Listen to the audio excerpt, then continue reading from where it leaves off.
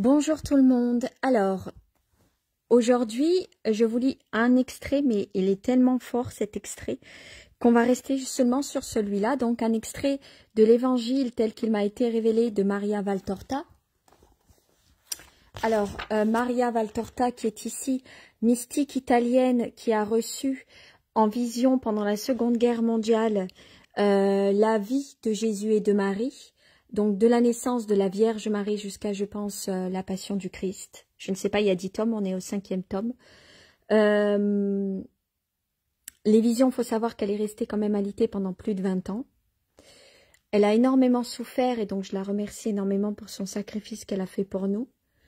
Donc, parfois, Jésus et Marie prennent la parole, au début ou à la fin, en dehors des visions. Elle a un guide intérieur, une voix intérieure.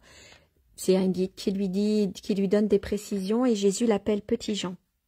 Alors, je vais vous faire une seule lecture aujourd'hui parce que cette lecture, elle m'a bouleversée. Je l'avais lue sans vous, en fait.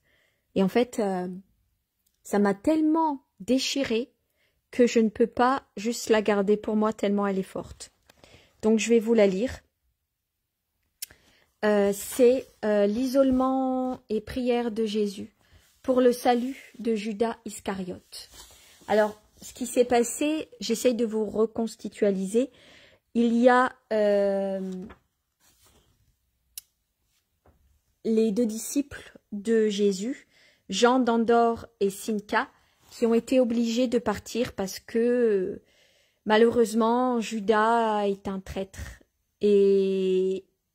Et malheureusement, à cause de ces mauvaises actions, ça a attiré en Palestine des mauvaises choses et Jésus a dû faire fuir, a dû mettre à l'abri ces deux disciples qu'il ne reverra jamais. Enfin, seulement dans l'au-delà. Jean d'Andorre et Cintica. Jean d'Andorre est un ancien galérien et Cintica est une ancienne esclave. Et pour les protéger, Jésus il les fait partir à Antioche. Alors ça s'appelait pas Antioche, hein, bien sûr, à l'époque. Mais comme il dit, Jésus, il donne les anciens noms, mais il met aussi les nouveaux noms pour qu'on puisse se repérer. Et ça a été un déchirement pour Jésus de faire partir ces deux disciples qui l'aimait beaucoup. Alors Marziana, est-ce que vous savez que vous portez le prénom au féminin de Marziane, qui est le premier disciple enfant de Jésus, qui s'appellera Martial plus tard, mais c'est le prénom que la Vierge Marie a donné à Marziane, et vous portez son prénom. Au féminin, Marziana, et au masculin, c'est Marziane. Je vous donnerai je crois que ça veut dire amertume, mais j'en suis pas tout à fait sûre. Je regarderai dans les évangiles qu'est-ce que ça veut dire Marziane, le prénom que la Vierge Marie a donné. Alors je vous lis l'isolement et prière de Jésus pour le salut de Judas Iscariote. Je préfère vous prévenir, c'est quand même assez... ça prend aux tripes. Vision du 2 novembre 1945. Jésus se trouve de nouveau au pied du massif sur lequel est construit Jiftaël, mais pas sur la route principale. Donnons-lui ce nom, ou muletière, suivi auparavant par le char. Il est sur un sentier de chèvres, très en pente, tout en brèche, en fissure profonde, qui s'appuie à la montagne et, je dirais, taillée dans sa paroi verticale, comme si elle était griffée par un énorme coup d'ongle, bordée par un gouffre qui descend à pic vers de nouvelles profondeurs, au fond desquelles bouillonne un torrent rageur. Là, faire un faux pas signifie une chute sans espoir, un rebondissement de buisson en buisson, de ronces ou autres plantes sauvages qui ont poussé je ne sais comment dans les fissures du rocher, et qui ne se dressent pas verticalement comme le font d'ordinaire les plantes, mais obliquement, ou même suivant une direction horizontale que leur impose leur situation. Un faux pas, cela veut dire se faire lacérer par toutes les peignes épineux de ces plantes ou avoir les reins brisés par le choc des troncs rigides qui se penchent sur l'abîme. Un faux pas, cela veut dire être déchiré par les pierres, acéré qui dépassent des parois du précipice. Un faux pas, cela veut dire arriver tout en sang et rompu dans les eaux écumantes du torrent rageur, et de se noyer submergé sur un lit de rochers pointus, giflé par la violence du courant. Alors, ça c'est le dessin que Maria Valtorta, elle voit où est-ce qu'il est Jésus. Donc, le massif de Jiftaël, c'est ça. Tout en haut, alors elle sait, j'essaye de vous montrer, et pourtant Jésus parcourt ce sentier, cette griffure dans le roc rendue encore plus dangereuse par l'humidité qui monte en fumant du torrent, qui sointe de la paroi supérieure, qui goûte des arbres et qui ont poussé sur cette paroi à pic, je dirais légèrement convasse. Je m'efforce d'illustrer ce lieu infernal. Alors, au centre se trouve le mont Jiftaël, ce qu'elle voit en vision, avec Jiftaël au sommet qui est ici. On accède par l'ouest, donc par l'ouest, auquel on accède de l'ouest par le chantier muletier, donc le chantier muletier par l'ouest c'est ici, ici. Au sud-ouest, ici, c'est la route de Plotémaïs, d'accord? Et le sud-est, c'est le sentier que est parcouru par Jésus. Donc lui, il fait ça. Hop, le sud-ouest, c'est ça qu'il a pris Jésus. Lui, il n'a pas pris ça. Jésus, il a pris ça pour aller dans cette grotte. Il marche lentement, avec précaution, calculant ses pas sur les pierres pointues. Certaines branlantes, il est parfois obligé de s'écraser contre la paroi dont le sentier se rétrécit pour franchir des passages extrêmement dangereux. Il doit s'agripper aux branches qui pendent de la paroi. Il contourne ainsi le côté ouest et arrive au côté sud, sur lequel la montagne, après avoir descendu un pic de sommet, devient concave, plus qu'ailleurs en donnant plus de largeur au sentier, mais en revanche en lui enlevant de la hauteur à tel point qu'en certains endroits Jésus doit marcher en se baissant pour ne pas frapper sa tête contre les roches. Peut-être a-t-il l'intention de s'arrêter là où le sentier finit, brusquement, comme un éboulis, mais en observant, il voit que, sous l'éboulis, il y a une caverne, une fissure dans la montagne. Plutôt qu'une caverne, il y descend à travers l'éboulement et il y rentre. Alors voilà. Vous voyez, là, ça se finit ici. Et il y a une caverne apparemment et Jésus descend là. À ce que j'ai compris, Jésus va descendre ici, dans ce trou.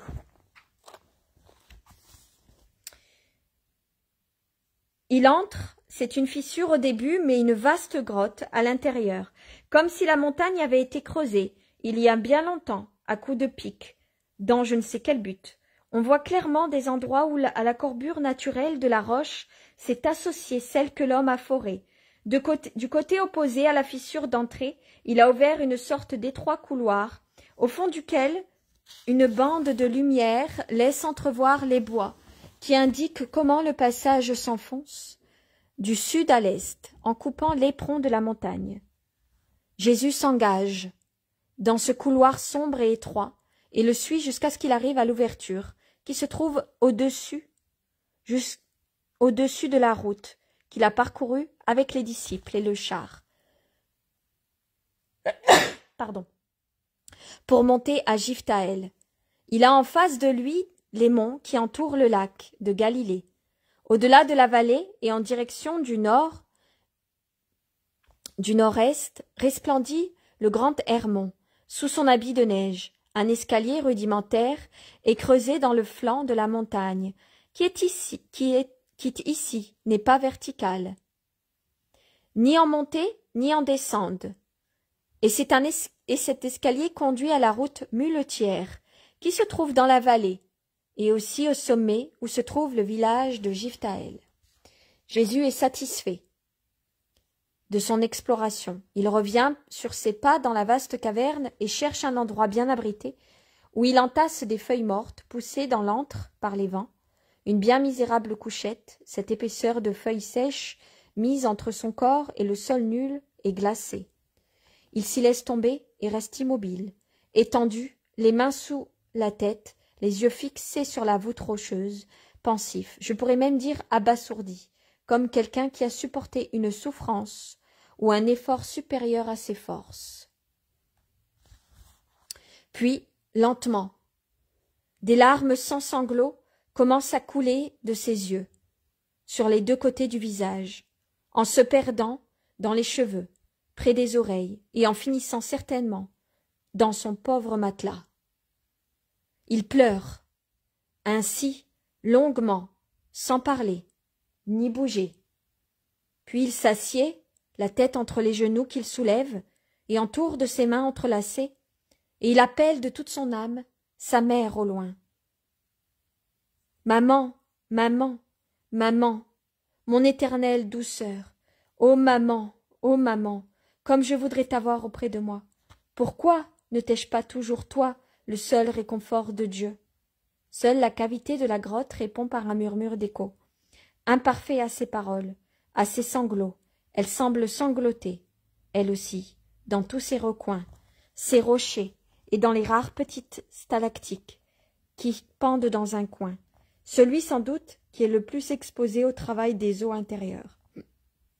Les pleurs de Jésus continuent, bien que plus calmes, comme si le simple fait d'avoir appelé sa mère l'avait réconforté, et lentement, ils se sont changés en monologues. Ils sont partis. Et pourquoi? Pour qui? Pourquoi ai-je dû leur causer de cette souffrance? Et pourquoi me la faire subir, puisque le monde est déjà en rempli ma journée? Judas. Qui sait où s'envole la pensée de Jésus, qui relève la tête de ses genoux et regarde devant lui, les yeux dilatés et le visage tendu, d'un homme absorbé par les spectacles spirituels de l'avenir, ou par de grandes méditations. Il ne pleure plus, mais il souffre visiblement. Puis il semble répondre à un interlocuteur invisible, et pour ce faire il se met debout. Je suis homme, Père, je suis l'homme. La vertu d'amitié blessée et déchirée en moi se tord et se lamente douloureusement. Je sais que je dois tout souffrir, je le sais, comme Dieu je le sais, et comme Dieu je le veux, pour le bien du monde. Comme homme aussi je le sais, car mon esprit divin le communique à mon humanité. Et comme homme aussi je le veux, pour le bien du monde. Mais quelle douleur! Ô mon Père, cette heure est bien plus pénible que celle que j'ai vécue avec ton esprit et le mien au désert.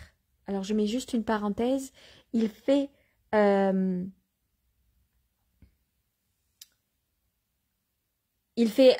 référence aux 40 jours dans le désert quand, vous savez, il est parti pas tant de 40 jours et qu'il a eu les tentations du démon. Il dit que cette douleur-là, c'est bien plus dur que celle pendant les 40 jours dans le désert. Alors, Maria Valtorta, elle a mis un petit astérix à la fin. Elle a mis au désert. En ce qui concerne la tentation présente, Maria Valtorta insère la note suivante sur une copie dactylographiée. Lutte entre les deux natures unies dans le Christ. Comme Dieu, il ne pouvait qu'aimer. Comme homme, il ne pouvait pas ne pas ressentir de mépris pour le faux disciple. Avançant vers la fin de sa mission rédemptrice, il ressentait la préparation à l'abandon de son Père, qui allait devenir total dans les heures de la passion. Ce grand solitaire et grand accompli qu'était le Verbe incarné, vivant parmi les hommes, s'est toujours senti seul et méconnu. Seule sa mère l'a vraiment connu, et elle fut sa compagne parfaite. Chez les autres, plus l'heure de la rédemption approchait, plus l'incompréhension, la haine et l'abandon croissaient. Passion non sanglante, mais passion tout de même.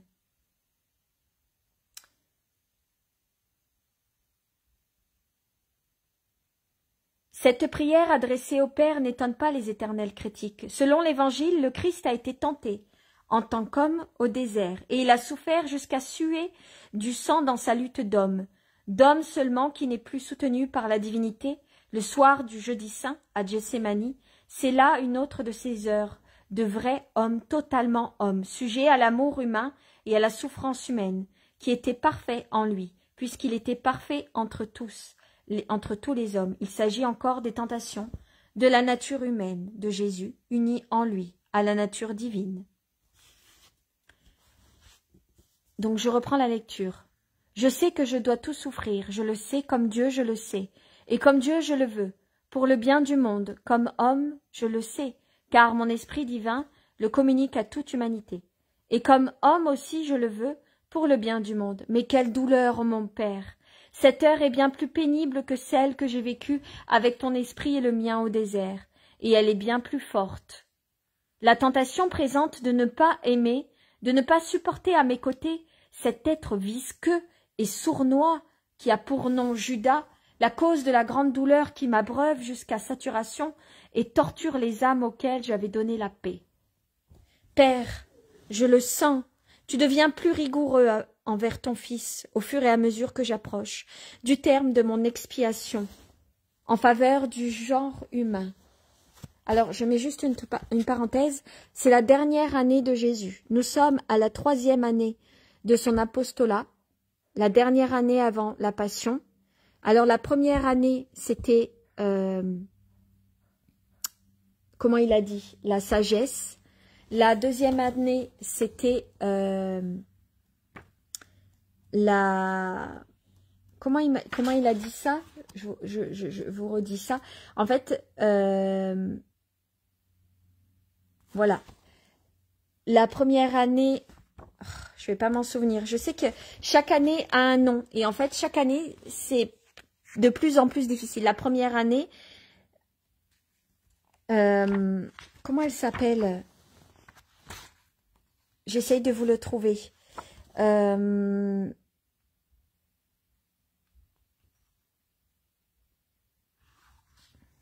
Je cherche juste, hein.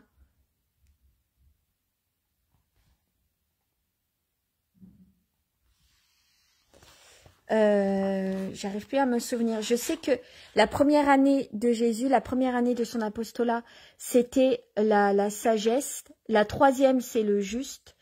Donc, et la deuxième, c'est la miséricorde. Voilà. La rédemption. Sagesse, rédemption et miséricorde, la troisième. Mais cette année, la troisième année que nous venons d'entamer, ça s'appelle juste. Donc, en fait, il ne sera plus gentil, doux, il ne s'abaissera plus maintenant, il dira les vérités telles qu'ils sont. Ça sera une année beaucoup plus difficile pour Jésus, et c'est ce qu'il le dit en fait. De plus en plus ta douceur s'éloigne de moi, et ton visage paraît sévère à mon esprit, qui se trouve toujours plus repoussé, dans les profondeurs, là où l'humanité, frappée par ton châtiment, gémit depuis des millénaires. Il m'était doux de souffrir, le chemin, au commencement de mon existence, était doux. Doux aussi quand le fils de menuisier devint le maître du monde en m'arrachant à une mère pour te donner père à l'homme déchu. Lutte contre l'ennemi dans la tentation du désert m'était encore douce en comparaison de maintenant. Je l'ai affronté avec la hardiesse d'un héros aux forces intactes. Ô mon Père, maintenant mes forces sont alourdies par l'absence d'amour et par la connaissance de trop de personnes et de trop d'infamies. Satan, je le savais, allait partir, et il est effectivement parti. Une fois la tentation finie, puis les anges vinrent pour consoler ton fils, d'être homme soumis à la tentation du démon. Mais maintenant, elle ne cessera pas. Une fois passée l'heure où l'ami a souffert pour ses amis, envoyés au loin, et pour l'ami parjure qui lui nuit de près et de loin, elle ne cessera pas. Tes anges ne viendront pas me consoler.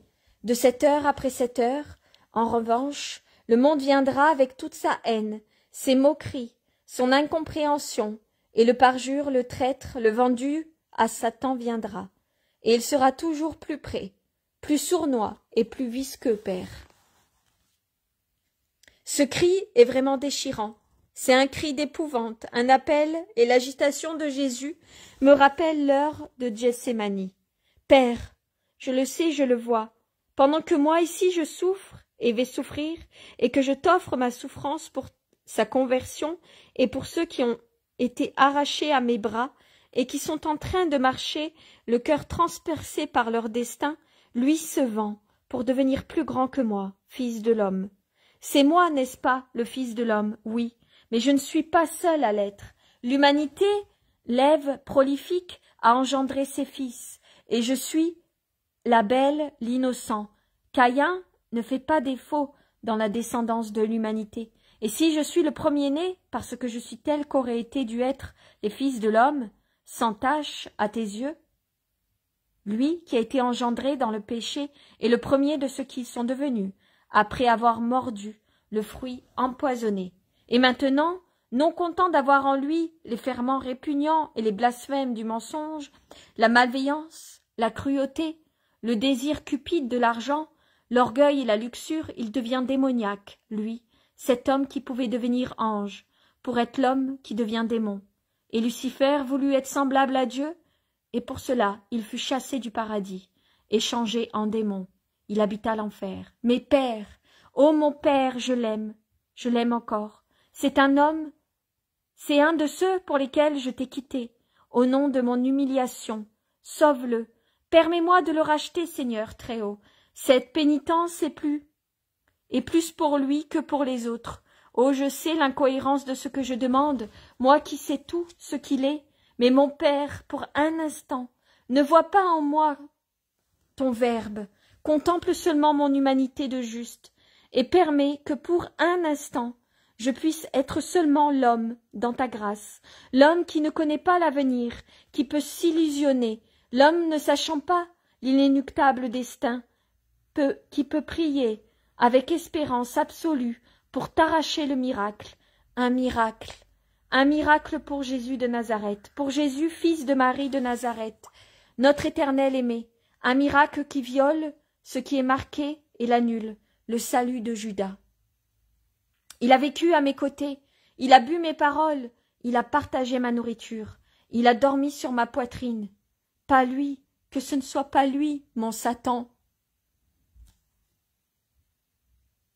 Pardon. Je ne te demande pas de ne pas être trahi. Cela doit être et cela sera. Pour que, par ma souffrance de trahi, tous les mensonges soient effacés, par ma douleur du vendu, toutes les avaries soient expiées, par mon déchirement de blasphémer, tous les blasphèmes soient réparés, par ma souffrance de n'être pas cru à la foi, soit donnée à ceux qui sont et qui seront sans foi, et par ma torture, toutes les fautes de la chair soient purifiées. Mais je t'en prie, pas lui, Judas, mon ami, mon apôtre. Je voudrais que personne ne trahisse personne, pas même le plus éloigné dans les glaces hyperboréennes, ou les feux de la zone torride. Je voudrais que le sacrificateur soit toi seul, comme tu l'as été d'autres fois, en brûlant par tes feux les holocaustes, mais puisque je dois mourir de la main de l'homme, et plus qu'un vrai bourreau, le bourreau ce sera l'ami traître. L'homme, plus qu'un vrai bourreau, le bourreau sera l'ami traître, l'homme pourri, qui portera en lui la puanteur de Satan, et déjà l'aspire en lui, pour être semblable à moi en puissance. C'est ce qu'il pense, dans son orgueil et dans sa convoitise. Puisque c'est par la main de l'homme que je dois mourir, Père, accorde-moi que le traître ne soit pas celui que j'ai appelé ami et aimé comme tel. Multiplie mes tortures, Père, mais donne-moi l'âme de Judas. Je mets cette prière sur l'autel de ma personne victime. Père, accueille-la. Le ciel est fermé et muet. C'est donc cela l'horreur que j'aurai avec moi jusqu'à la mort? Le ciel est muet et fermé. Ce sera donc cela le silence et la prison dans laquelle expirera mon esprit? Le ciel est fermé et muet. Ce sera donc cela la suprême torture du martyr? Père, que ta volonté soit faite et non la mienne, mais à cause de mes peines, Ah, cela au moins, à cause de mes peines, donne paix et illusion à l'autre martyr de Judas. À Jean d'Andorre, mon père, il est réellement meilleur que beaucoup. Il a parcouru un chemin que peu connaissent et connaîtront. Pour lui, toute la rédemption est déjà accomplie. Donne-lui donc la paix, pleine et complète, pour que je l'aie dans ma gloire, quand pour moi aussi tout sera accompli, pour t'honorer et t'obéir, mon Père. Tout doucement, Jésus a glissé à genoux, et maintenant il pleure. Le visage contre terre, il prie, pendant que la lumière de cette brève journée d'hiver meurt, avant que l'heure dans la caverne obscure et le fracas du torrent semble prendre plus de force à mesure que l'ombre envahit la vallée. Voilà, je voulais juste vous lire ceci parce que c'est Jésus qui demande que le traître ne vienne pas d'un ami, de quelqu'un qu'il aime, que ce soit quelqu'un d'autre, il voudrait qu'il n'y ait pas de traître, mais il n'a pas le choix. Et donc il a demandé, juste pendant un instant, d'oublier qu'il savait qu'il allait mourir crucifié, et qu'il voulait racheter l'âme de Judas parce que c'était son ami, et qu'il l'aime. Mais il le sait que c'est déjà trop tard. Voilà. Je vous lis pas plus, je vous laisse juste ça parce que c'est tellement fort qu'il n'y a rien à rajouter.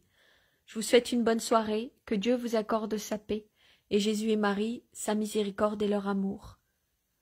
À demain si je peux pour les chapelets à 15 heures ou pour la lecture de l'Évangile.